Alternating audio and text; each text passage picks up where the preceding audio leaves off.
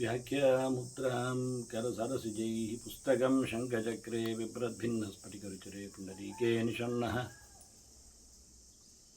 ಅಮ್ಲಾನಶ್ರೀರಮೃತವಿಶದೈರಂಶಭಿಪ್ಲಾವಯನ್ ಮಾಮಾವಿರ್ಭೂಯಾದನಗಮಹಿಮಾ ಮಾನಸೇ ವಾಗಧೀಶಃ. ನಮಸ್ತೆ ಪ್ರಾಣೇಶ ಪ್ರಣತ ವಿಭವಾಯಾವ ನಿಮಗಾಹ ನಮಸ್ವಾಮಿನ್ ರಾಮಪ್ರಿಯತಮನ್ನಮನ್ ಗುರುಗುಣ ನಮಸ್ತುಭ್ಯಂ ಭೀಮ ಪ್ರಬಲತಮ ಕೃಷ್ಣೇಷ್ಟ ಭಗವನ್ ನಮ ಶ್ರೀಮನ್ಮಧ್ವಪ್ರದಿಶ ಸುದರ್ಶನ್ನೋ ಜಯ ಜಯ ಶ್ರೀ ಗುರುಭ್ಯೋ ನಮಃ. ನಾರಾಯಣಂ ಸುರಗುರುಂ ಜಗದೇಕನಾಥಂ ಭಕ್ತಪ್ರಿಯಂ ಸಕಲಲೋಕನಮಸ್ಕೃತಂ ಚ ತ್ರೈಗುಣ್ಯವರ್ಚಿತಮಜಂ ವಿಭುಮಾದ್ಯಮೀಶಂ ವಂದೇ ಭುವಗ್ನಂ ಅಮರಾಸುರಸಿದ್ಧವಂದ್ಯಂ ನಾರಾಯಣಂ ನಮಸ್ಕೃತ್ಯ ನರಂ ಚೈವ ನರೋತ್ತಮಂ ದೇವೀಂ ಸರಸ್ವತೀಂ ವ್ಯಾಸಂ ತತೋ ಜಯಮುದೀರೇ. ವೇದವ್ಯಾಸರ ಮಹಾಭಾರತದ ಚಿಂತಕರಿಗೆ ವಂದನೆಗಳು. ಅನುಶಾಸನ ಪರ್ವದ 57ನೆಯ ಪ್ರವಚನ. ಕೃಷ್ಣ ನೀಡುತ್ತಿರುವ ಶಿವಚಿಂತನೆ, ಶಿವದರ್ಶನಕ್ಕೆ ಸಂಬಂಧಪಟ್ಟಂತೆ ಆತನಲ್ಲಿ ತಪಗೈದ ನಂತರ ಸಪರಿವಾರನಾದ ಶಿವನನ್ನು ಕಂಡಿದ್ದಾನೆ. ಆತನ ಬಣ್ಣನೆಯನ್ನು ನಮಗೆ ತಿಳಿಸಿಕೊಟ್ಟಿದ್ದಾನೆ. ತ್ವಾಂ ಬುದ್ಧ್ವಾ ಬ್ರಾಹ್ಮಣಃ ವೇದಾತ್ ಪ್ರಮೋಹಂ ವಿನಿಗಚ್ಚತಿ. ಶಿವನ ಅರಿವು ಬಂದರೆ ವೇದವಲ್ಲವ, ವೇದ ತಿಳಿದವ, ವೇದವನ್ನು ತಿಳಿಯುವವ ಯಾವುದೇ ಪ್ರಕಾರವಾದ ತಪ್ಪು ಕಲ್ಪನೆಗೆ ಹೋಗುವುದಿಲ್ಲ. ಯಾಕೆಂದರೆ ಶಿವ ಮನಸ್ಸಿನ ಅಭಿಮಾನಿ. ಹಾಗಾಗಿ ಆತ ತಪ್ಪು ಮನಸ್ಸನ್ನು ಕೊಡುವುದಿಲ್ಲ, ತಿದ್ದಿಕೊಳ್ಳುವಂತೆ ಮಾಡ್ತಾನೆ, ತಿದ್ದುವಂತೆ ಆಗುತ್ತೆ. ಹಾಗಾಗಿ ವೇದದ ಮೇಲೆ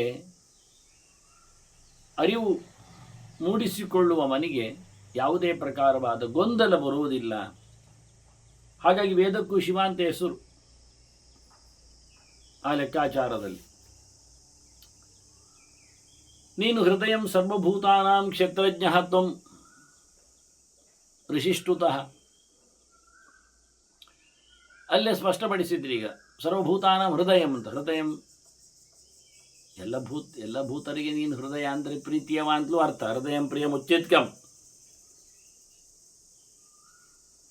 ಪ್ರೀತಿ ಅಂತ ಅರ್ಥ, ಪ್ರಿಯ ಅಂತ ಅರ್ಥ. ಎಲ್ಲರಿಗೂ ನೀನು ಇಷ್ಟ. ಯಾಕೆ? ಮನಸ್ಸು ಎಲ್ಲರಿಗೂ ಬೇಕು, ಮನೋಭಿಮಾನಿಯಾಗಿ ನೀನು ಬೇಕು. ಆ ಅರ್ಥದಲ್ಲಿ ಹೌದು. ಹೃದಯಂ ಮನಃ ಎನ್ನುವುದು ಅರ್ಥ ಉಂಟು. ಹಾಗಾಗಿ ಮನಸ್ಸು ಎಲ್ಲರದ್ದು ನೀನಾಗಿರುವೆ. ಅಂದರೆ ನಿನ್ನ ಅಧೀನದಲ್ಲಿ ಎಲ್ಲರ ಮನಸ್ಸು ಇದೆ. ಇದು ಹಿಂದೆ ಹೇಳಿದ್ದರ ಮುಂದರಿಕೆ ಒಂದು ದೃಷ್ಟಿಯಿಂದ. ಯಾಕೆ ಪ್ರಮೋಹಗೊಳ್ಳುವುದಿಲ್ಲ ಅರಿಯುವವನು ವೇದ ಹತ್ತಿರದಲ್ಲಿ ಎನ್ನುವುದಕ್ಕೆ. ಮನಸ್ಸಿನ ಒಡೆಯನಾಗಿ ನಿಂತದ್ರಿಂದ ಅವನಿಗೆ ಮೋಹ ಬರುವುದು ಮನಸ್ಸಿನಲ್ಲಿ. ಆದ್ದರಿಂದ ಹಾಗೆಂದು ನೀನು ಋಷಿಗಳಿಂದ ಸ್ತುತನಾಗಿರುವೆ. ಏನು ಅಂತ? ಕ್ಷೇತ್ರಜ್ಞ ಸ್ತಂ. ದೇಹದಲ್ಲಿದ್ದಿ ಮನಸ್ಸು. ಆದ್ದರಿಂದ ಮನಸ್ಸಿನ ಅಭಿಮಾನಿಯಾಗಿ ಇರಲಾಗಿ ಚೆನ್ನಾಗಿ ಮನಸ್ಸು ತೆರೆಕೊಂಡ್ರೆ ಅವನ ವಿಷಯವನಿಗೆ ಗೊತ್ತಾಗುತ್ತೆ. ಅರಿವು ಮೂಡುವುದೆಲ್ಲಿಗೆ? ಮನಸ್ಸಿಗೆ. ಅದನ್ನ ಮನಸ್ಸು ತೆರೆದುಕೊಂಡ್ರೆ, ಅಭಿಮಾನಿ ಅನುಗ್ರಹಕ್ಕೆ ಪಾತ್ರನಾದರೆ ಅವನಿಗೆ ತಿಳ್ಕೊಳ್ಳಿಕ್ಕೆ ಸಾಧ್ಯ ಆಗ್ತದೆ. ಆದರೆ ನೀನು ಕ್ಷೇತ್ರಜ್ಞನು ಇದ್ದಿ. ಇದಂ ಶರೀರಂ ಕೌಂತೆಯ ಕ್ಷೇತ್ರಮಿತ್ಯ ವಿಧೀಯತೆ ಅಂತ ಹೇಳಿ ಕೃಷ್ಣ ಹೇಳಿದ್ದಾನೆ. ಇದು ಶರೀರ ಕ್ಷೇತ್ರ ಅಂತ ಅರ್ಥ ಅಂತ. ಮತ್ತು ಮುಂದುವರಿಸಿ ಕೃಷ್ಣ ಹೇಳಿದ್ದ ಕ್ಷೇತ್ರಜ್ಞಂಚಾಪಿ ಮಾಂ ವಿದ್ಯೆ ಅಂತಾನೆ. ಎಲ್ಲ ದೇಹಗಳನ್ನು ತಿಳಿದವನು ನಾನು. ಯಾಕೆಂದರೆ ನಾನು ದೇಹಾತೀತನಿದ್ದೇನೆ. ಶಿವನು ಲಿಂಗಾಭಿಮಾನಿ ಆದ್ದರಿಂದ, ದೇಹಕ್ಕೆ ಅಭಿಮಾನಿ ಆದ್ದರಿಂದ, ಶರೀರಕ್ಕೆ ಅಭಿಮಾನಿ ಆದ್ದರಿಂದ ಅವನಿಗೆ ಸ್ಥೂಲವಾಗಿ ಶರೀರದ ಪರಿಚಯ ಇದೆ. ಏನಾದರೂ ಅವನಿಂದ ಕೆಳಗಿನವರ ಬಗ್ಗೆ, ಎಲ್ಲರ ಬಗ್ಗೆ ಅವನಿಗೆ ಅಪರೋಕ್ಷ ಇದೆ. ಸೂರ್ಯನು ಈಗ ಕಂಡಾಬಟ್ಟಿ ಜೀವರ ಅಭಿಮಾನಿಯಾಗಿ ನಿಂತಿದ್ದಾನೆ ಕಣ್ಣಿನಲ್ಲಿ ಅಲ್ವಾ. ಹಾಗಾಗಿ ಅವರ ಕಣ್ಣಿನ ವಿಷಯದಲ್ಲಿರತಕ್ಕಂತಹ ಪ್ರತಿಯೊಬ್ಬರ ಮಾಹಿತಿ ಸೂರ್ಯನಲ್ಲಿ ಉಂಟು. ಹಾಗೆ ಇವನು ಶಿವ ಮನಸ್ಸಿನ ಅಭಿಮಾನಿ ಆದ್ದರಿಂದ ಇನ್ನೂ ಹೆಚ್ಚಿನ ಎಲ್ಲ ಇಂದ್ರಿಯಗಳನ್ನು ಕಂಟ್ರೋಲ್ ಮಾಡುವಂಥದ್ದು ಮನಸ್ಸಾದ್ದರಿಂದ ಭಾರಿ ಹೆಚ್ಚಿನ ಅಭಿಮಾನ ಅರಿವು ಅದು ಶಿವನಲ್ಲಿ ಇದೆ ಅನ್ನುವುದನ್ನು ಉಲ್ಲೇಖ ಮಾಡಿದರು. ಸರ್ವದ ಪಾಣಿಪಾದೋಸು ಸರ್ವತೋಕ್ಷಿ ಶಿರೋಮುಖ ಸರ್ವತ ಶ್ರುತಿಮಾನ್ ಲೋಕೆ ಸರ್ವ ಆವೃತ್ತಿ ತಿಷ್ಟತಿ. ನೀನು ಎಲ್ಲ ಕಡೆ ತುಂಬಿದ್ದಿ. ಅವನಿಗೆ ಪಂಚಭೂತಗಳು ಸೂರ್ಯಚಂದ್ರರು ಆವಾಸ ಸ್ಥಾನಗಳು. ಆದ್ದರಿಂದ ಪಂಚಭೂತಗಳು ಇಲ್ಲದ ತಾಣ ಅಂತ ಉಂಟಾ? ಹಾಗಾಗಿ ನೀನು ಎಲ್ಲ ಕಡೆಯಲ್ಲಿ ತುಂಬಿದ್ದಿ. ಎಲ್ಲೆಡೆ ನಿನ್ನ ಸ್ವರೂಪಗಳು ನೆಲೆಗೊಂಡಿವೆ. ಆದ್ದರಿಂದ ನೀನು ಸರ್ವ ಅಂತ ಅನಿಸಿಕೊಳ್ಳಬಹುದು ಕೊಂಡಿದ್ದೀಯ. ಮತ್ತೆ ಆ ಪ್ರಕಾರದಲ್ಲಿ ಪಂಚಭೂತಗಳಲ್ಲಿ ಇರುವಲ್ಲಿ ಎಲ್ಲ ಪಂಚಭೂತಗಳನ್ನು ಸೃಷ್ಟಿ ಮಾಡಿದವ, ತಾಮಸ ಅಹಂಕಾರವನ್ನು ಮೂಲದ್ರವ್ಯವಾಗಿಟ್ಟುಕೊಂಡು ತಾಮಸ ಅಹಂಕಾರ ದ್ರವ್ಯದ ಅಧಿದೇವತೆಯಾಗಿ ನಿಂತವ ಶಿವ. ಹಾಗಾಗಿ ನೀನೆಲ್ಲೆಡೆ ವ್ಯಾಪಿಸಿರುವೆ ಎನ್ನುವುದನ್ನು ಹೇಳಿ. ಫಲಂ ತಮಸಿ ದಿಗ್ಮಾಂಶೋ ನಿಮೇಷಾದಿಷು ಕರ್ಮಸ್ಸು. ದಿನದ ಲೆಕ್ಕಾಚಾರದಲ್ಲಿ ನಮಗಿವತ್ತು ಗಡಿಯಾರನಾಗಬೇಕಾದವನು ಸೂರ್ಯ. ನಿಜವಾಗಿ ಸೂರ್ಯೋದಯವನ್ನು ಸೂರ್ಯಾಸ್ತವನ್ನಿಟ್ಟುಕೊಂಡು ನಾವು ನಮ್ಮ ಕರ್ಮಗಳನ್ನೆಲ್ಲ ಮಾಡಲಿಕ್ಕಿರುವಂಥದ್ದು. ಗಂಟೆ ನೋಡಿಕೊಂಡು ಏಳುವಂತೆ ಇಲ್ಲ, ಮಲಗುವಂತಿಲ್ಲ. ಸೂರ್ಯನನ್ನು ನೋಡಿಕೊಂಡು ಅರ್ಥ ಮಾಡಿಕೊಳ್ಳಲಿಕ್ಕೆ ಬರ್ತದೆ. ಹಾಗಾಗಿ ಇದೀಗ ಸೂರ್ಯನ ಉದಯದ ಸಮಯ 6:10-12. ನಾವು ಹಾಗೆ ನೋಡಿಕೊಂಡು ಒಂದು ಯಾಮದ ಮೊದಲು ಬ್ರಾಹ್ಮ ಮುಹೂರ್ತ. ಹಾಗಾಗಿ 3:10-12ಕ್ಕೆ ನಾವು ಹೇಳಬಹುದು ಪ್ರಮೇಯ ಮುಹೂರ್ತೆ ಚೋತ್ಥಾಯ ಅಂತ ಉಂಟಲ್ಲ ಹೇಳಿ ಹೇಳಲು ಹೊರಟರೆ ವಿಷಯ ಅಂತ ಕೇಳಿದರೆ, ಈಗ ಉದಯ ಏನು 6:10-12ಕ್ಕೆ ಆಗ್ತದೆ. ಅದರ 3 ಗಂಟೆ ಅಂತೇಳಿ ಸ್ಥೂಲವಾಗಿ ನಾವು ಲೆಕ್ಕ ಹಾಕಿದರೆ 3:12 3 ಆಗ್ತದೆ ಅಂತ ಲೆಕ್ಕ ಹಾಕಿದರೆ ಅಸ್ತ ಎಷ್ಟು ಗಂಟೆಗೆ ಅಂತ ಹೇಳಿ? ಅಸ್ತವನಾಗುವುದು 6:40-42ಕ್ಕೆ. ಹಾಗಿರುವಾಗ ರಾತ್ರಿಯ ಮಾನ ಕಮ್ಮಿ ಆಯಿತು. 30 ನಿಮಿಷ ರಾತ್ರಿಯಲ್ಲಿ 30-32 ನಿಮಿಷ ರಾತ್ರಿಯಲ್ಲಿ ಇಲ್ಲಾಗಿದೆ. ಅದರಿಂದ ರಾತ್ರಿ ಮಾನಗಳು 3 ಗಂಟೆದ್ದಲ್ಲ. ಕರಾರುವಾಕ್ಕಾಗಿ 12 ಗಂಟೆಯಲ್ಲಿ ರಾತ್ರಿ ಮಾನ ಇಲ್ಲ. ಪ್ರತಿಯೊಂದು ಕಡೆಯಲ್ಲಿಯೂ 8 ನಿಮಿಷ 4 ಯಾಮದಲ್ಲಿ 8 ನಿಮಿಷ ನಿಂತಿದೆ, ಕಡಿಮೆ ಆಗಿದೆ. ಅಂದರೆ 8 ನಿಮಿಷ ಕಡಿಮೆಯಾಗಿದೆ ಎನ್ನುವುದನ್ನು ಲೆಕ್ಕ ಇಟ್ಟುಕೊಂಡಾಗ ಮೊದಲ ಯಾಮದ ನಂತರದಲ್ಲಿ ಮಲಗಬೇಕು ಅಂತ ಇರಲಿಕ್ಕೆ ಹೋಗಿ 6:42 ನಂತರ 9:42 ನಂತರ ಮಲಗಬೇಕು ಅಂತ ಅರ್ಥ. ಒಂದು ಯಾಮ ಅಂದರೆ 8 ನಿಮಿಷ ಹಿಂದೆ ತೆಗೆದುಕೊಂಡ್ರೆ 36 ನಂತರ 9:36 ನಂತರ. ಹಾಗೆಯೇ ಅಂದರೆ ಏನಾಯಿತು, ಬೇಗ ಊಟ ಆಗಬೇಕು ಅಂತ ಅರ್ಥ. ಗಂಟೆ ನೋಡಿಕೊಂಡ್ರೆ ತಡ ಮಲಗಿದಾಗೆ ಒಳ್ಳೆಯದಲ್ಲ. 9:36 ನಂತರ ಮಲಗಬಹುದು ಅಂತ ಇರುವಾಗ ಅವನು ಊಟ ಅದಕ್ಕಿಂತ 9 ಗಂಟೆಗೆ ಮಾಡಬೇಕು ಅಂತ. ಹಾಗೆ ನಂತರದ 2 ಯಾಮಗಳು ಮಹಾನಿಶಾಗಳಾದ್ರಿಂದ 9:36 ನಂತರದಲ್ಲಿ 8-16 ನಿಮಿಷ ಕಮ್ಮಿ ಮಾಡಿಕೊಂಡು 6 ಗಂಟೆಯಲ್ಲಿ 3 ಗಂಟೆಯಲ್ಲಿ 12-16 ನಿಮಿಷ 3:20ರವರೆಗೆ ನಮಗೆ ಯಾಮಗಳು ಸಿಗ್ತವೆ. ಈಗ ಅದನ್ನು 3:10-12ಕ್ಕೆ ಹೇಳಲಿಕ್ಕೆ ಬರುವುದಿಲ್ಲ. 8 ನಿಮಿಷ ಮುಂದಕ್ಕೆ ಹೋಗಬೇಕು. ಯಾಮಗಳು 3 ಗಂಟೆಯಲ್ಲಿಲ್ಲ, 3 ಗಂಟೆ 8 ನಿಮಿಷ ಕಮ್ಮಿಯಲ್ಲಿವೆ. ಆದರೆ ನಾವು ಬೇಗ ಎದ್ದು ಬಿಟ್ಟು 1-2 ನಿಮಿಷ ಬೇಗ ಎದ್ರೂ ನಾವು ಮಾಡತಕ್ಕಂಥ ಅಪಚಾರಗಳು ಭಾರಿ ಆಗಿಬಿಡ್ತವೆ.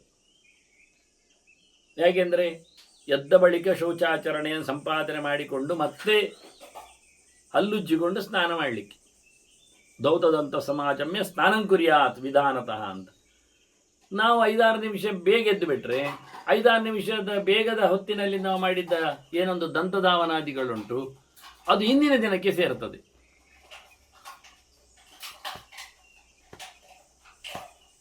ಮುಂದಿನ ದಿನಕ್ಕೆ ಲೆಕ್ಕಕ್ಕೆ ಬರುವುದಿಲ್ಲ. ಹಾಗೆ ಒಂದೊಮ್ಮೆ ಮೃತ್ತಿಕಾದಿ ಧಾರಣೆ ಮಾಡಿದರೆ ಅದು ಹಿಂದಿನ ದಿನಕ್ಕೆ ಹೋಗ್ತದೆ, ಮುಂದಿನ ದಿನಕ್ಕೆ ಬರುವುದಿಲ್ಲ. ಅವನು ಎದ್ದವನೇ ಗಡಿಬಿಡಿಯಲ್ಲಿ ಸ್ನಾನಕ್ಕೆ ಓಡಿದರೆ ಇಷ್ಟೆಲ್ಲ ಅನಾಹುತಗಳಾಗ್ತವೆ. ಖಾಲಿ ಒಂದು 4-6 ನಿಮಿಷದಲ್ಲಿ ಅವನು ಮಿಂದು ಬಂದುಬಿಟ್ರೆ ಅವನು ಮುಟ್ಟಿದ್ದೆಲ್ಲವೂ ಸಹ ಹಿಂದಿನ ದಿನದಾಗಿ ಬಿಡುತ್ತದೆ, ಮೈಲಿಗೆ ಆಗ್ತದೆ. ಇದೆಲ್ಲ ಬಹಳ ದೊಡ್ಡ ದೊಡ್ಡ ದೇವಸ್ಥಾನಗಳಲ್ಲಿ ಇವತ್ತು ನಡೆಯತಕ್ಕಂಥ ಕಾರ್ಯಭಾರಗಳು. ಅವರು 6 ಗಂಟೆಯನ್ನಿಟ್ಟುಕೊಂಡು ಉದಯವನ್ನು 3 ಗಂಟೆಗೆ ಅಂತೇಳಿ ಸ್ನಾನಕ್ಕೆ ಹೋಗಿ, ಕೆಲವೊಮ್ಮೆ ಸೂರ್ಯ 7 ಗಂಟೆಗೆ ಉದಯಕ್ಕೆ ಬರ್ತಾನೆ, ಆಗ ಅವರು 4 ಗಂಟೆಗೆ ಹೋಗಬೇಕಾಗ್ತದೆ ಸ್ನಾನಕ್ಕೆ.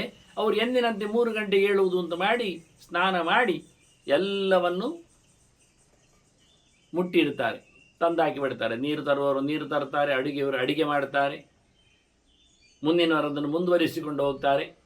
ಬಟ್ಟೆ ಹಾಕುವವನು ಬಟ್ಟೆ ಹಾಕಿ ಬಿಡ್ತಾನೆ, ಮಡಿ ಬಟ್ಟೆ ಅಂತ ಹೇಳಿಕೊಂಡು. ಗಂಧ ತೀಯುವವನು ಗಂಧ ತೀರಿ ಬಿಡ್ತಾನೆ. ಹೀಗಾಗಿ ಎಲ್ಲ ಕೆಲಸಗಳು ಒಬ್ಬನಿಂದ ಒಬ್ಬರಿಗೆ ಸಂಕ್ರಾಂತವಾಗುವಂತೆ ಮುಟ್ಟಿಕೊಂಡು ಹೋಗಿ ಒಬ್ಬ 3 ಗಂಟೆಗೆ 4 ಗಂಟೆ ಮೀಯಬೇಕಾದ್ದು 3 ಗಂಟೆಗೆ 4 ಗಂಟೆಗೆ ಏಳಬೇಕಾದ್ದು 3 ಗಂಟೆ ಎದ್ದವನೊಂದೊಮ್ಮೆ ಮಾಡಿರತಕ್ಕ ಅನಾಹುತಗಳಿಂದ ಸರ್ವಸ್ವವೂ ಹಾಳಾಗ್ತದೆ. ಇದು ಮುಂದಿನ ದಿನಕ್ಕೂ ಮಾಡಿರ್ತಾರೆ. ನಾವು ಗಂಧ ಕೆಲವೊಮ್ಮೆ ಮುಂದಿನ ದಿನಕ್ಕೂ ಮಾಡ್ತಾರೆ, ದೋಸೆ ಬಂದ ಮುಂದಿನ ದಿನಕ್ಕೂ ಕಳೆದಿರುತ್ತಾರೆ, ಬಟ್ಟೆ ಮಡಿಬಟ್ಟೆ ಮುಂದಿನ ದಿನಕ್ಕೂ ಹಾಕಿರುತ್ತಾರೆ ಸ್ಪೇರ್ಗಳು. ಹೀಗಾಗಿ ಒಂದು ಮುಂದೆ ಹೋಗಿ ಎಲ್ಲವೂ ಸಹ ಇನ್ನು ಉಳಿದ ದಿನಗಳಿಗೂ ಸಹ ಅಪರಾಧ ಆಗ್ತದೆ ಅದು. ಮತ್ತು ದೊಡ್ಡ ದೊಡ್ಡ ಪಾತ್ರೆಗಳಲ್ಲೆಲ್ಲ ನೀರು ತುಂಬಿಸ್ತಾರೆ, ನೀರೇನು ಅವರು ಖಾಲಿ ಮಾಡ್ತಾರೆ, ಆ ದಿನಕ್ಕೆ ಬೇಕಾದ್ದು ಪಾತ್ರೆಯನ್ನು ಕೌಚಿ ಹಾಕ್ತಾರೆ. ಅದರೇನಾಯಿತು, ಮರುದಿನ ಪಾತ್ರೆಯನ್ನು ಮೇಲ್ಮುಖ ಮಾಡಿದ ನಂತರ ಅದನ್ನು ಮತ್ತೇನು ಶುದ್ಧಗೊಳಿಸಲಿಕ್ಕೆ ಹೋಗುವುದಿಲ್ಲ, ಅದರಲ್ಲಿ ಇನ್ನೂ ನೀರಿನ ಪಸೆ ಇದ್ದಿರ್ತದೆ. ಇವತ್ತು ಮತ್ತೆ ಅವನು 3:15 ಗಂಟೆಗೆ ಮಿಂದು ಬಂದವ ಹಾಕಿದರೆ ಅದು ಮತ್ತೆ ಪುನಃ ಮೈಲಿಗೆಗೆ ನೀರಿಗೆ ಸಂಬಂಧ ಪಡ್ತದೆ, ಅದರ ಪಸೆ ಇರಲಿಕ್ಕೆ ಹೋಗಿ ಎಲ್ಲ ಮುಂದಿನ ಕೆಲಸಗಳು ಹಾಗೆ.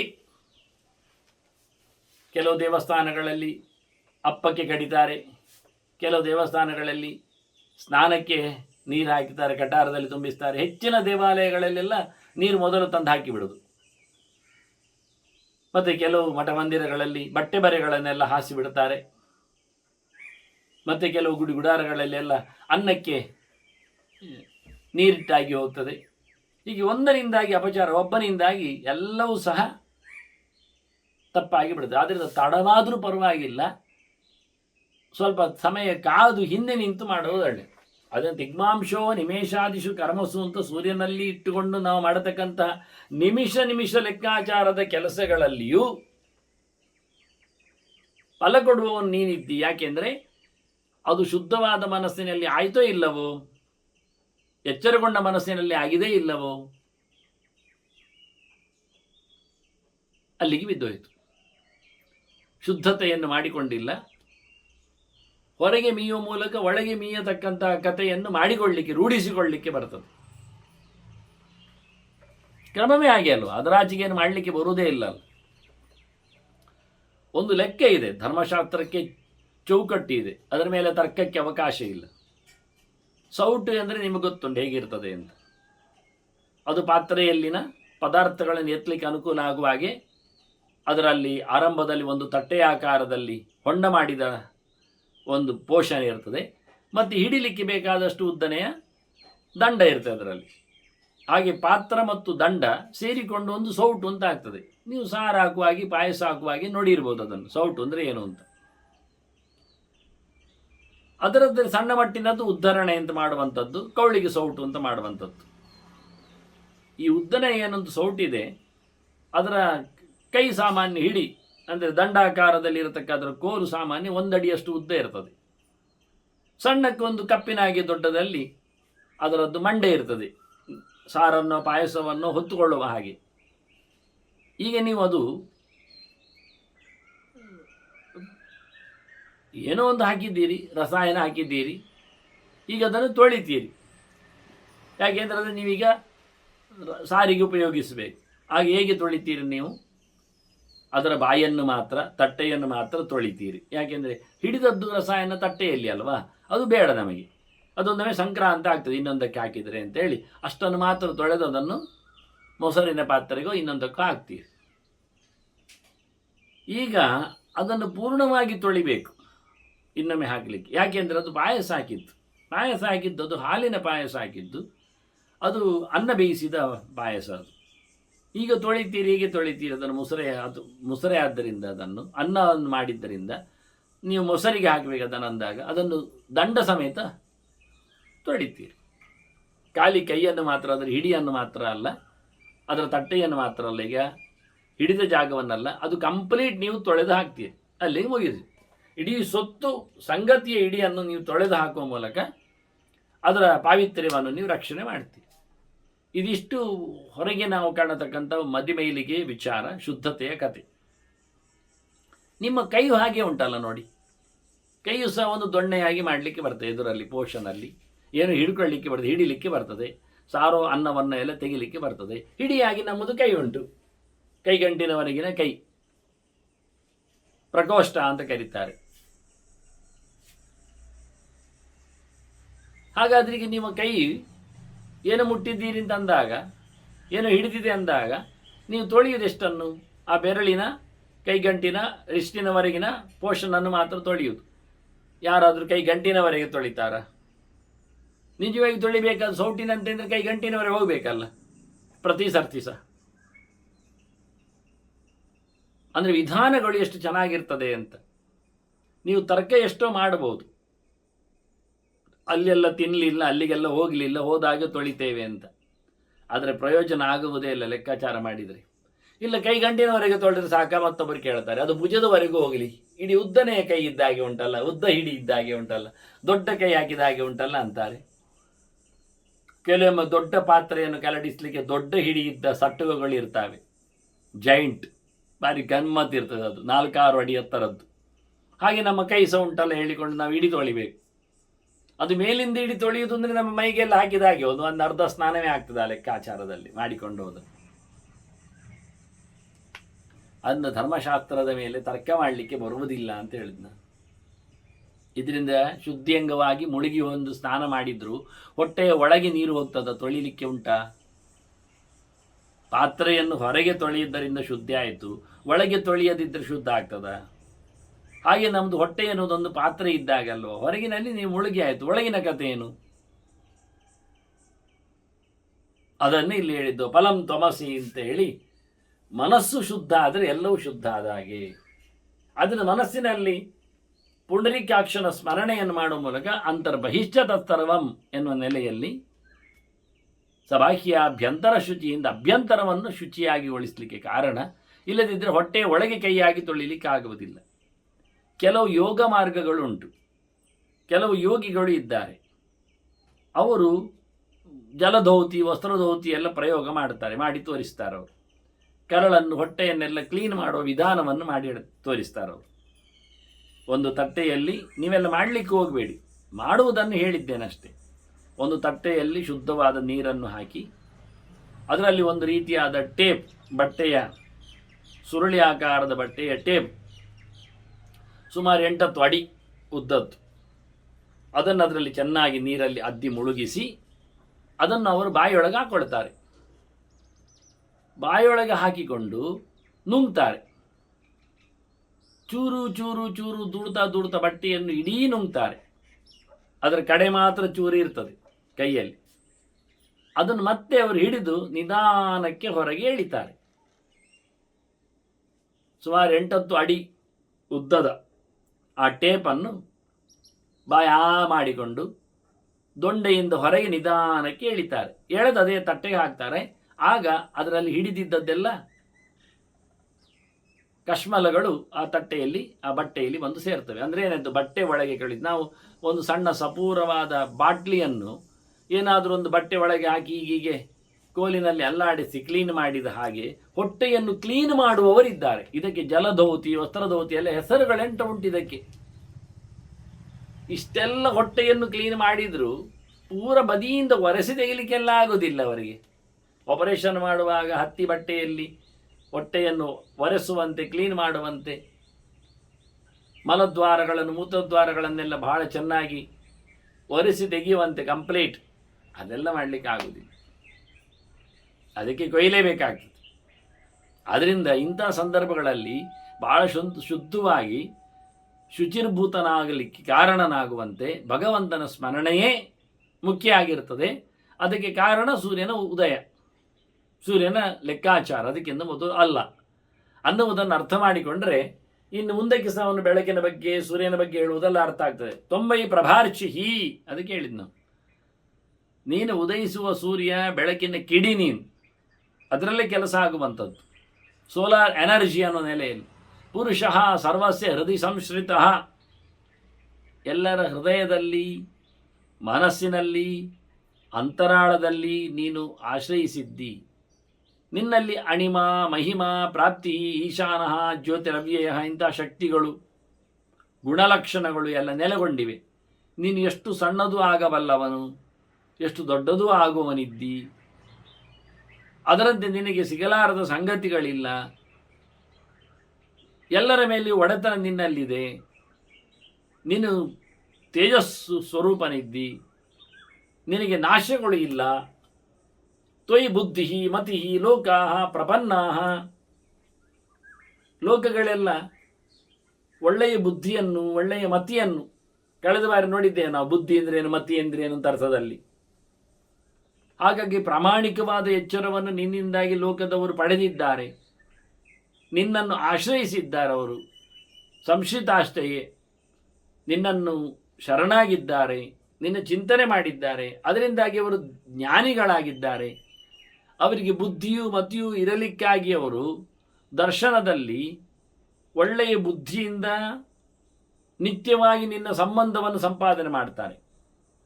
ಪ್ರಾಮಾಣಿಕವಾದ ಮತಿಯಿಂದ ನಿನ್ನ ದರ್ಶನಕ್ಕಾಗಿ ಹಪಾಪಿಸಿ ಧ್ಯಾನ ಯೋಗಿಗಳಾಗ್ತಾರೆ. ಅದರಿಂದ ಧ್ಯಾನಿನಃ ನಿತ್ಯಯೋಗಾಶ್ಚ ಸತ್ಯ ಸತ್ವಾಹ ಜಿತೇಂದ್ರಿಯಾ, ಬಾಕ್ಯವಾದ ಆಸೆ ಆಕಾಂಕ್ಷೆಗಳಿಗೆ ತಾವು ಸಾರಿ ಸೋರಿ ಹೋಗದಂತೆ ಎಲ್ಲ ಇಂದ್ರಿಯಗಳನ್ನು ನಿನ್ನೆಡೆಗೆ ಅವರು ಸೇರಿಸಿಕೊಂಡು ನಿತ್ಯವೂ ಒಳ್ಳೆಯ ಸಾತ್ವಿಕವಾದ ಪ್ರವೃತ್ತಿಯಲ್ಲಿ ಇರುವವರಾಗಿ, ಗುಣಲಕ್ಷಣದಲ್ಲಿ ಅತ್ತ ರಾಜಸವಾದ ತಾಮಸವಾದ ಪ್ರಭಾವಗಳಿಗೆ ಇನ್ಫ್ಲುಯೆನ್ಸ್ ಆಗದೆ ಅಂಥವರು ಧ್ಯಾನದಲ್ಲಿ ಎಚ್ಚರ ಇದ್ದಾಗ ಯಾವಾಗಲೂ ನಿನ್ನ ಸಂಬಂಧದಲ್ಲಿ ನೆಲೆಗೊಳ್ಳುತ್ತಾರೆ. ಯಸ್ತ್ವಾಂ ಧ್ರುವಂ ವೇದಯತೆ ಗುಹಾಶಯಂ ಪ್ರಭುಂ ಪುರಾಣಂ ಪುರುಷಂ ವಿಶ್ವರೂಪಂ, ಯಾರು ನಿನ್ನನ್ನು ಚೆನ್ನಾಗಿ ಮನಸ್ಸಿನ ಅಧಿದೇವತೆಯನ್ನಾಗಿ, ಒಳಗೆ ಇಂದ್ರಿಯಗಳಲ್ಲಿ ನೆಲೆಗೊಂಡವನನ್ನಾಗಿ,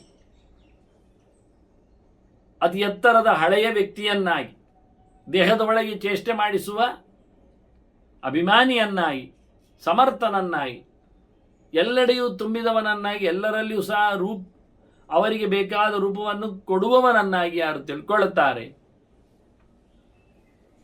ಚೆನ್ನಾಗಿ ತಿಳ್ಕೊಳ್ಳುತ್ತಾರೆ, ಅವರು ಸ ಬುದ್ಧಿಮಾನ್ ಬುದ್ಧಿಮತಿ ಇತ್ಯತಿಷ್ಠತೆ.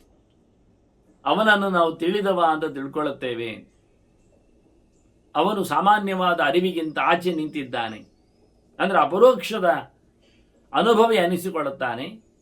ಹಿರಣಮಯಂ ಬುದ್ಧಿಮತಾಂ ಪರಾಂ ಗತಿಂ, ನಿನ್ನನ್ನವರು ಎಲ್ಲೆಡೆ ತುಂಬಿದವನನ್ನಾಗಿ, ಹಿತಕಾರನನ್ನಾಗಿ, ಚೆಲುವನನ್ನಾಗಿ, ಶ್ರೇಷ್ಠ ಬುದ್ಧಿಮಂತನನ್ನಾಗಿ ಅವರು ತಿಳ್ಕೊಳ್ಳುವ ಮೂಲಕ ಬುದ್ಧಿಯುಳ್ಳವರಿಗೆಲ್ಲ ನಿನ್ನನ್ನೇ ಉಚ್ಚವಾದ ಪ್ರಾಪ್ಯನನ್ನಾಗಿ, ಗತಿಶೀಲನನ್ನಾಗಿ ಅವರು ಚಿಂತನೆಗೈದು ಅವರು ಬಹಳ ಒಳ್ಳೆಯ ಎಚ್ಚರವನ್ನು ಸಂಪಾದನೆ ಮಾಡುತ್ತಾರೆ.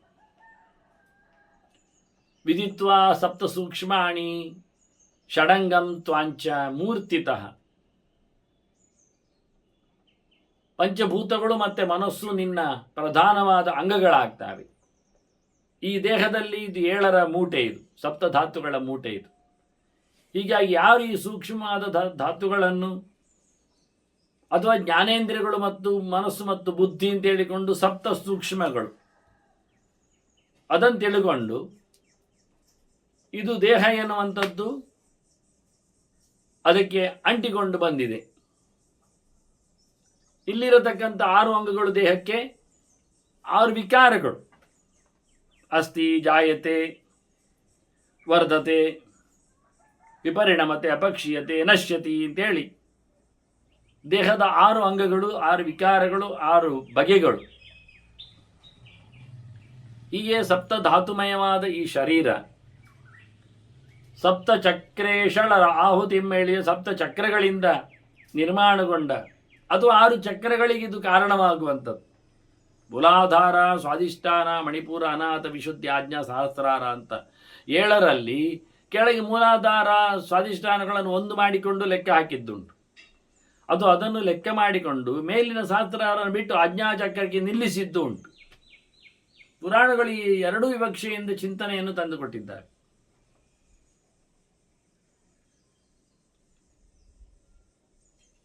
ಹಾಗಾಗಿ ಇದನ್ನು ದೇಹದ ಷಡಂಗಗಳಲ್ಲಿ ಹೇಳಿಕೊಳ್ಳುವಾಗ ತಲೆ 1 ಕಾಲೊಂದು ಲೆಕ್ಕ ಹಾಕಿಕೊಂಡವರು ಕೈಗಳೆರಡನ್ನು 2 ಅಂತ ಲೆಕ್ಕ ಹಾಕಿಸಿ ಸಪ್ತಾಂಗ ಏಕೋನವಿಂಶತಿ ಮುಖ ಅಂತ ಹೇಳಿದ ಹಾಗೆ, ಸಪ್ತಾಂಗ ಆಗುವುದು ಯಾವಾಗ? ಅವನಿಗೆ 4 ಕೈ 2 ಕಾಲು ಲೆಕ್ಕಕ್ಕೆ ಸಿಕ್ಕಿದಾಗ. ನಮಗೆ 2 ಕೈ 2 ಕಾಲು 1 ತಲೆ ಆದ್ದರಿಂದ 5 ಆಗು. ಅದರೊಟ್ಟಿಗೆ 2 ಕೈ 2 ಕಾಲು 1 ತಲೆ 1 ನಡು, ತಲೆಯಿಂದ ಕೆಳಗಿದ್ದು ಮುಂಡ, ಕೈಗಳನ್ನು ಕಾಲುಗಳನ್ನು ಪ್ರತ್ಯೇಕ ಲೆಕ್ಕ ಹಾಕಿದಾಗ ಮಂಡೆಯನ್ನು 5ನೇದು ಲೆಕ್ಕ ಹಾಕುವಾಗ ಮಂಡೆಯ ಕೆಳಗಿದ್ದು ಬೇಡವಾ ದೊಡ್ಡದೊಂದು ಮೂಟೆ, ಅದು 6ನೇ. ಕಾಲಿಗೂ ಕೈಗೂ ಸಂಬಂಧಪಟ್ಟದ್ದು, ಕಾಲನ್ನು ಕೈಯನ್ನು ಅಂಟಿಸಿಕೊಂಡದ್ದು, ಕೈ ಕಾಲು ಮುರಿದ್ರೆ ಮತ್ತೆ ಕಾಲಿ ಉಳಿಯುವಂಥದ್ದು. ಹಾಗಾಗಿ ಇಂಥ ದೇಹದ ಇದು ಮೂರ್ತಿ ತರ, ಅದವನ ಮೂರ್ತಿ, ಶರೀರ ನಿರ್ಮಿತಿಗೆ ಕಾರಣನಾದವವ. ಈ ರೀತಿಯಾಗಿ ಯಾರು ತಿಳ್ಕೊಳ್ಳುತ್ತಾರೆ, ಪ್ರಧಾನ ವಿಧಿಯೋಗಸ್ಥ, ಅವನು ಇಂತಹ ಒಂದು ಯೋಗ ಅಂದರೆ ಇಲ್ಲಿ ತಂತ್ರದಲ್ಲಿ ನೆಲೆಗೊಂಡವ. ವಿಧಿತಂತ್ರದಲ್ಲಿ, ವಿಧಿ ಅಂದರೆ ವಿಧಾನ, ಮಂತ್ರಶಾಸ್ತ್ರದಲ್ಲಿ ತಂತ್ರಶಾಸ್ತ್ರದಲ್ಲಿ ಶೈವ ಆಗಮಗಳಲ್ಲಿ ಹೇಳಿಕೊಂಡಂತೆ ಇದನ್ಯಾರು ನಡೆಸಿಕೊಡ್ತಾನೆ, ಅವನು ತ್ವಮೇವ ವಿಶತೆ ಬುಧಃ, ಅವನು ನಿನ್ನನ್ನೇ ಮತ್ತೆ ಸೇರ್ತಾನೆ.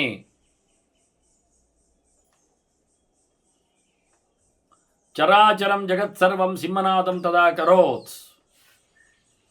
ಪ್ರಣೇಮು ಕೃಷ್ಣ ಹೇಳ್ತಾನೆ, ನಾನು ಈ ಪ್ರಕಾರವಾಗಿ ಶಿವನ ವೈಭವವನ್ನು ನಾನು ಚಿಂತನೆ ಮಾಡಿದರೆ ಅಷ್ಟೊತ್ತು ಇಡೀ ಜಗತ್ತೇ ಅಲ್ಲಿ ನೆರೆದದ್ದು ಎಲ್ಲ ಸಂಭ್ರಮಿಸಿಕೊಂಡಿದೆ, ವಾ ಅಂತ ಕೂಗಿವೆ, ಬೆರಗಾಗಿ ಸಂಭ್ರಮಿಸಿವೆ. ಎಲ್ಲರೂ ಸಹ ಶಿವನಿಗೆ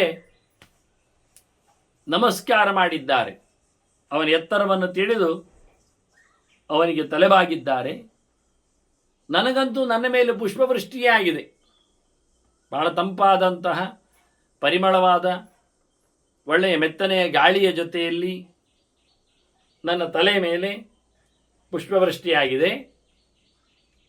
ಆಗ ಶಿವನೇ ಕೇಳ್ತಾನೆ ನನ್ನ ಹತ್ರ, ವಿದ್ಮಾ ಕೃಷ್ಣ ಪರಾಂಭಕ್ತಿಂ, ನನ್ನ ಮೇಲೆ ನಿನಗಿರತಕ್ಕಂಥ ಅತಿ ಶ್ರೇಷ್ಠವಾದ ಭಕ್ತಿಯನ್ನು ನಾವು ತಿಳಿದಿದ್ದೇವೆ. ಎಲ್ಲರನ್ನು ನೋಡಿರ್ತಾನಾಗ ಶಿವ, ಪಾರ್ವತಿಯನ್ನು ನಂದಿಯನ್ನು ಎಲ್ಲ ನೋಡಿಕೊಂಡು, ನಮ್ಮ ಮೇಲೆ ನಿನಗೆ ಬಹಳ ಚಂದವಾದಂಥ ಅಭಿಪ್ರಾಯ ಇದೆ, ಪ್ರೀತಿ ಇದೆ, ಹಾಗಾಗಿ ನಿನಗೆ ಎಂತ ಬೇಕು ಅದನ್ನು ನೀನು ಪಡೆಯಬಹುದು. ಶ್ರೇಯಸಾಂ ಆತ್ಮನಃ ಕ್ರಿಯತಾಂ ಆತ್ಮನ ಶ್ರೇಯ, ನಿನಗಾಗಲಿ, ನಿನಗೆ ಎಂತ ಆಗಬೇಕು ಹೇಳು, ಆಗಿ ಹೋಗಲಿ, ನನಗೆ ಭಾರಿ ಇಷ್ಟ ಉಂಟು. ಪ್ರೀತಿರಿಗಿ ತ್ವಯಿಮೇ ಪರ, ನಿನ್ನ ಮೇಲೆ ನನಗೆ ತುಂಬ ಆಸಕ್ತಿ ಇದೆ, ಒಲುಮೆ ಉಂಟು. ಅದನ್ನು ವೃಣೀಶು ಅಷ್ಟವು ವರಾನ್ ಕೃಷ್ಣ, ನೀನು ನನ್ನ ಹತ್ರ ವರ ಕೇಳಿಬಿಡು, 8 ವರ ಕೇಳು. 8 ಲೆಕ್ಕ ಆಗ್ತಾನೆ ಅವ. ಕೃಷ್ಣನಿಗೆ 8 ಒಳ್ಳೆಯದು ಒಂದು ಗೊತ್ತುಂಟು ಅವನಿಗೆ. ಎಂಟರ ನಂಟ, ಎಂಟರ ಗಂಟು, ಎಂಟರ ಮೂಟೆ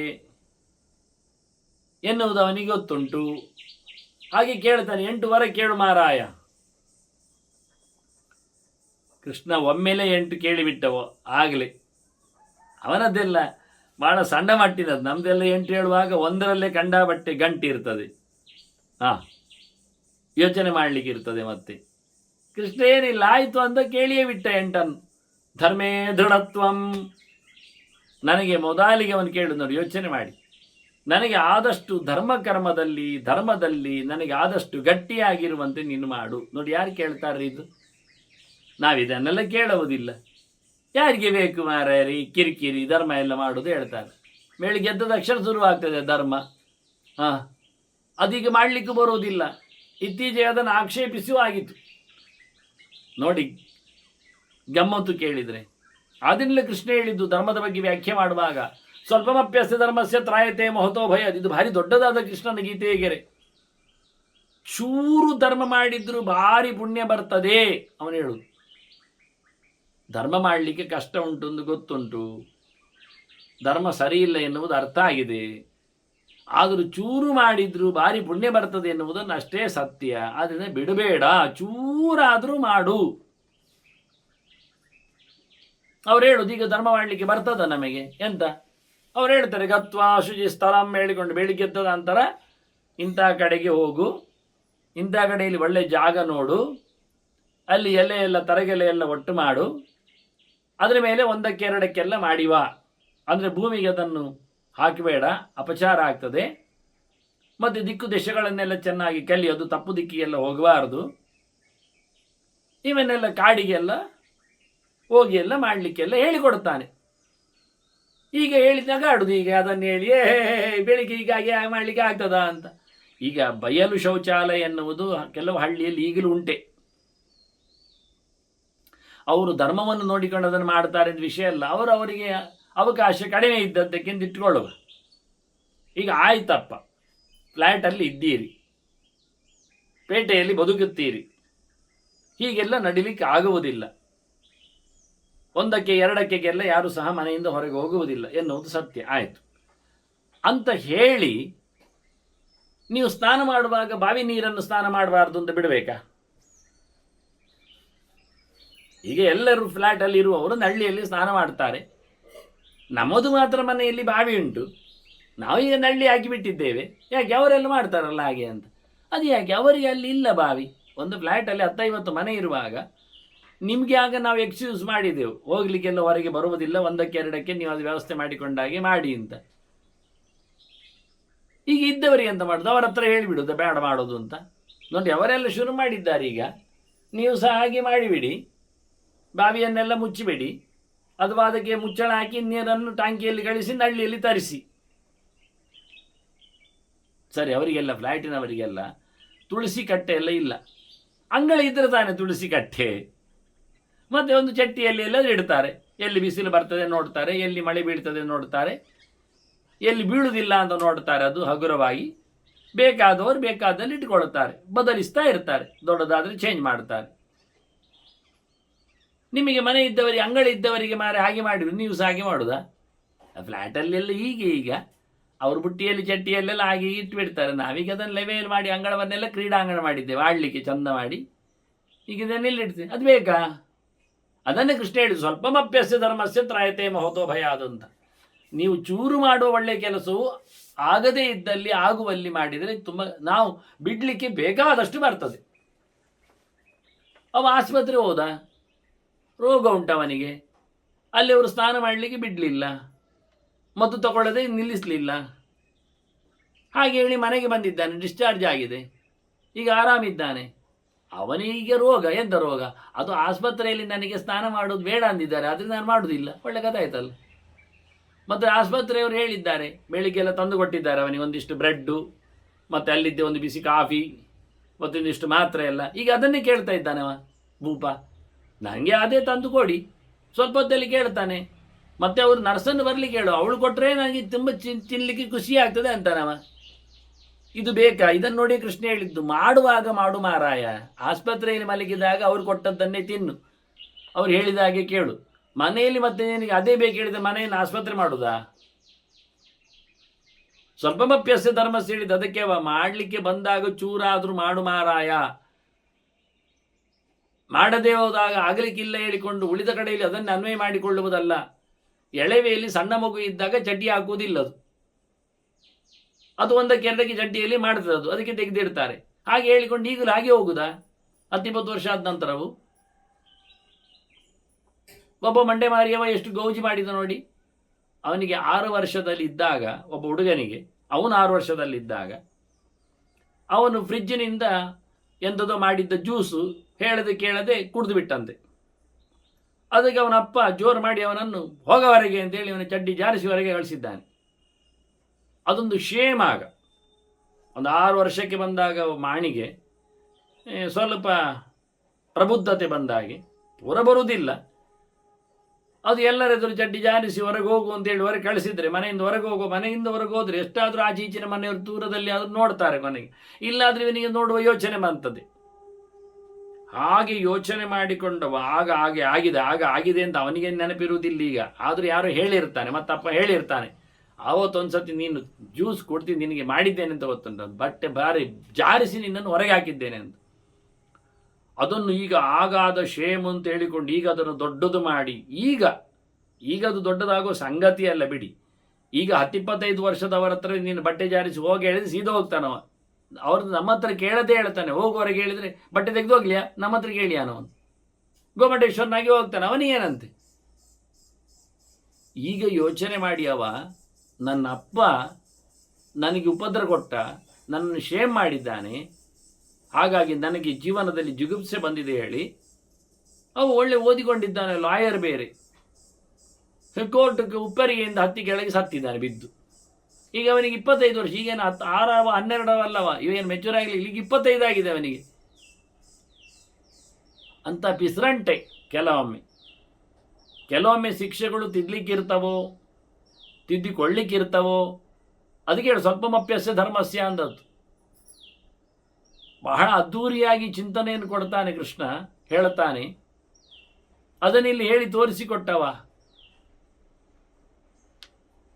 ನನಗೆ ಧರ್ಮದಲ್ಲಿ ದೃಢವಾದ ನಿಲುಮೆ ಇರುವಂತೆ ಕೊಡು ಮಾರಾಯ, ಒಂದು ವರ.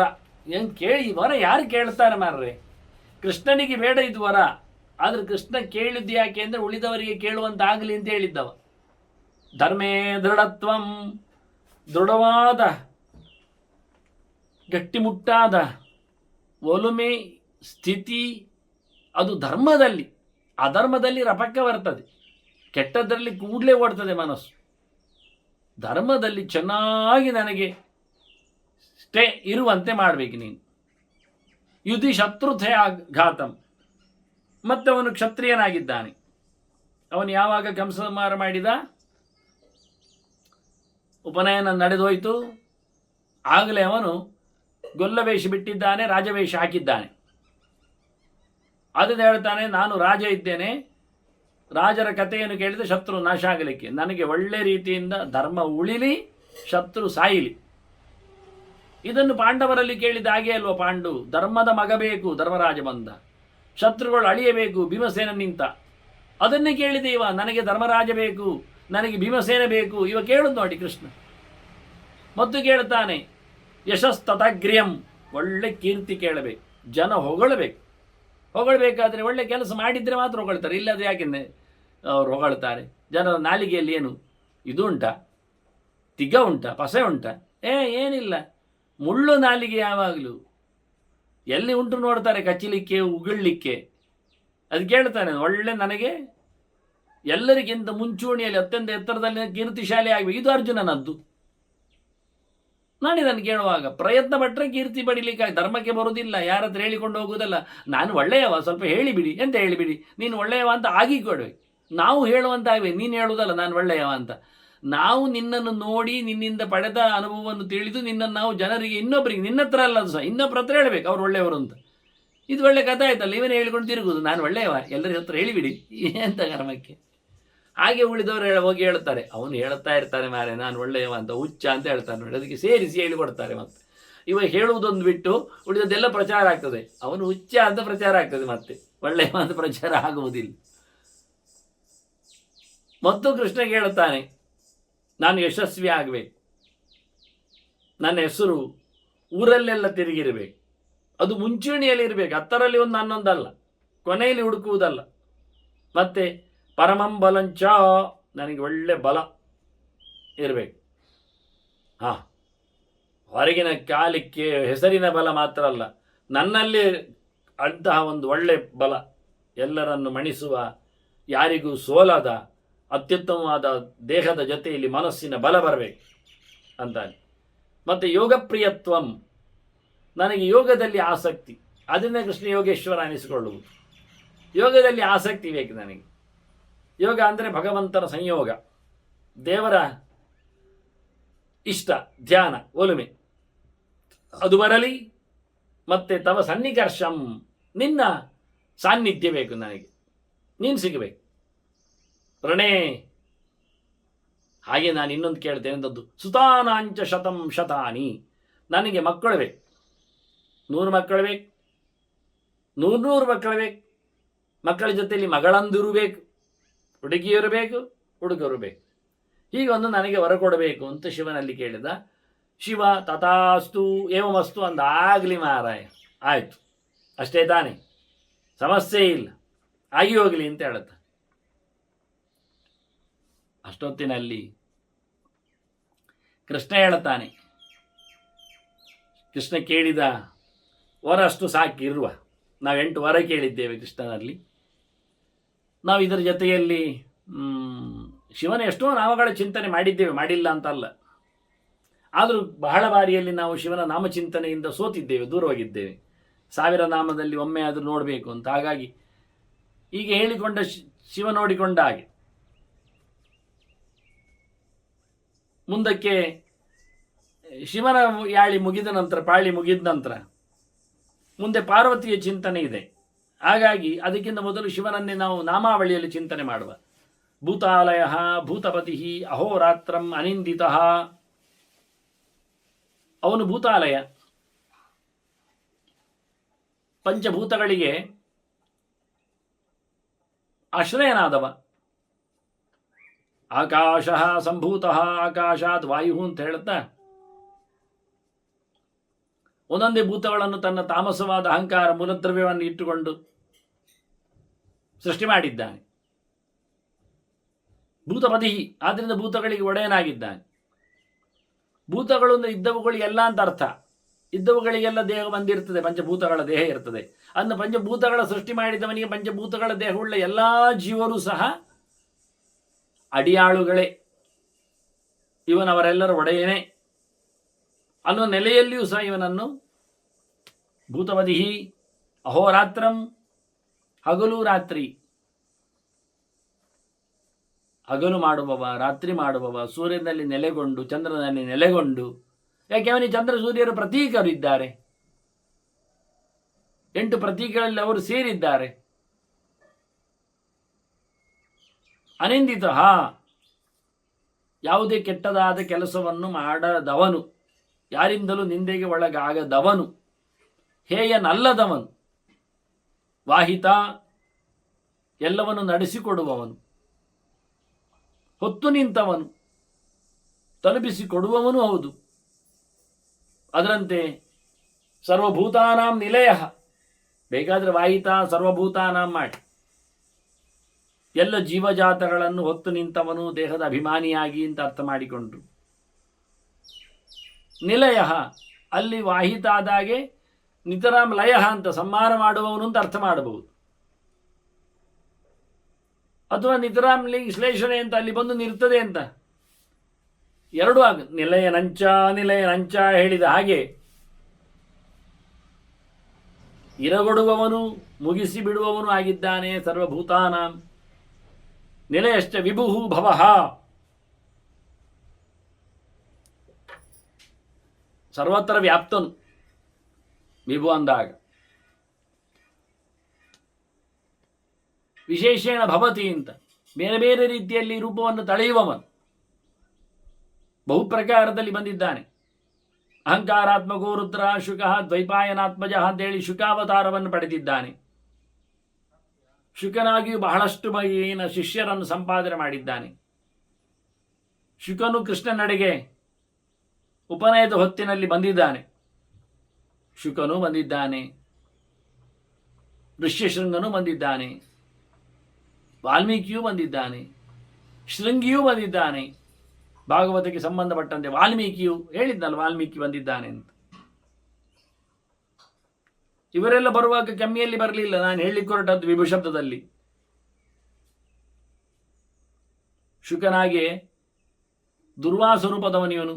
ಅತ್ರೆ ಪತ್ನಿ ಅನಸೂಯ ಸ್ತ್ರೀನ್ ಜಜ್ಞೆ ಸುಯಶಃ ಸುತಾನ್ ದತ್ತಂ ದುರ್ವಾಸಂ ಸೋಮಂ ಆತ್ಮೇಶ ಬ್ರಹ್ಮ ಸಂಭವಾನ್ ಅಂತ. ಅತ್ರಿಯ ಹೆಂಡತಿ ಅನಸೂಯ ಅತ್ರಿಯಿಂದಾಗಿ 3 ಮಕ್ಕಳನ್ನು ಪಡೆದಿದ್ದಾಳೆ, ತ್ರಿಮೂರ್ತಿಗಳನ್ನೇ. ಅದರಲ್ಲಿ ವಿಷ್ಣುವಿನ ಅಂಶವಾಗಿ ವಿಷ್ಣುವಾಗಿ ಹುಟ್ಟಿದವನು ದತ್ತಾತ್ರೇಯ, ಅತ್ರಿಯ ಮಗ. ಮತ್ತೆ ದುರ್ವಾಸ ಆತ್ರೇಯ, ರುದ್ರನೇ ದುರ್ವಾಸನಾಗಿ ಬಂದಿದ್ದಾನೆ. ದುರ್ವಾಸರಿಗೂ ಕಂಡಾಬಟ್ಟೆ ಶಿಷ್ಯರು. 3 ಲಕ್ಷದ ಶಿಷ್ಯರ ಚಿಂತನೆಯನ್ನೆಲ್ಲ ಮಹಾಭಾರತದಲ್ಲಿ ಉದ್ದಕ್ಕೆ ನಾವು ನೋಡ್ತೇವೆ.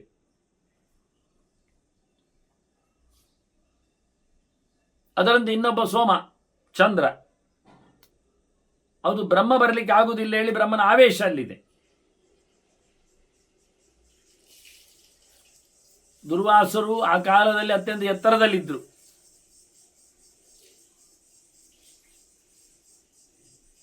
ಮತ್ತೆ ಇನ್ನೊಂದು ರೂಪ ಜೈಗೀಷವ್ಯ ಅಂತ ಶಿವನದ್ದು. ಇವರಿಗೂ ಕಂಡಾಬಟ್ಟೆ ಶಿಷ್ಯರು, ಕೋಟಿ ಶಿಷ್ಯರಿದ್ದ ಹಾಗೆ. ಅವರ ಜೊತೆಯಲ್ಲೆಲ್ಲ ಅವರು ಬರುವವರು. ಅದೇ ಕೃಷ್ಣನ ಉಪನಯನಕ್ಕೆ ದುರ್ವಾಸರು ಬಂದಿದ್ದಾರೆ, ಜೈಗೀಷವ್ಯವು ಬಂದಿದ್ದಾರೆ ಋಷಿಗಳು. ಇನ್ನೊಬ್ಬ ಅಶ್ವತ್ಥಾಮ ಇದ್ದಾನೆ.